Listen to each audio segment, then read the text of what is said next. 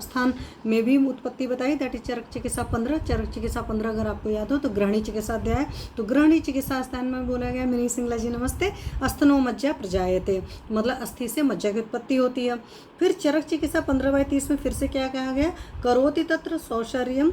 अस्थनाम मध्य समीरण मेदस स्थान पूर्यन्ते स्नेहो मज्जा तथा स्मृत, मतलब जो बड़ी बड़ी आपकी अस्थियां हैं उनके बीच में जो जगह है उस जगह में सौशर्य का मतलब खोखलापन होता है, उसमें वात जो होती है वो मेद को ले जाती है, मेद की वहाँ पूर्ति हो जाती है जिसकी वजह से मज्जा बनती है। तो या आप ये कह सकते हैं कि जो बड़ी हड्डियाँ हमारे लॉन्ग बोन है, चाहे आपकी फीमर हो गई,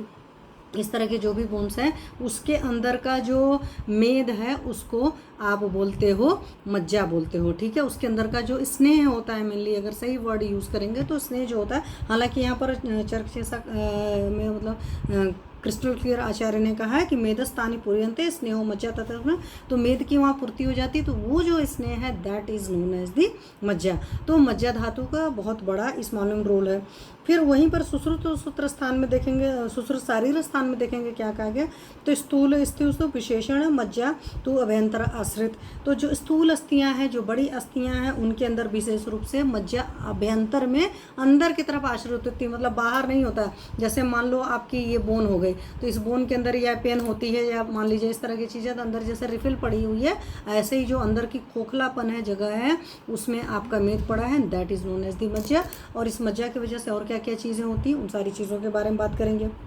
मॉडर्न के हिसाब से उसको क्या मान लेते हैं कि येलो मैरो है और साथ में उसमें क्या क्या और चीज़ें हैं, तो उसमें कनेक्टिव टिश्यू, उसमें ब्लड वेसल्स हैं, माइलोसाइट्स वगैरह हैं, फैट सेल्स हैं, बट इसमें जो है लिम्फ नहीं है, इस बात का क्रिस्टल क्लियर पता होना चाहिए। और हमारा आयुर्वेद के हिसाब से अगर हम कहें जो हमारा मस्तिष्क होता है वो मज्जा धातु से निर्मित होता है, और यही वजह होता है कि जब कभी किसी को ब्रेन की कोई भी बीमारी होती है तो हम बहुत सारी औषधियाँ जो होता है घृत में सिद्ध करके देते हैं, क्योंकि आप देखेंगे आगे वो सारी भी चीज़ें होती हैं। गिरीश साहू सर नमस्ते।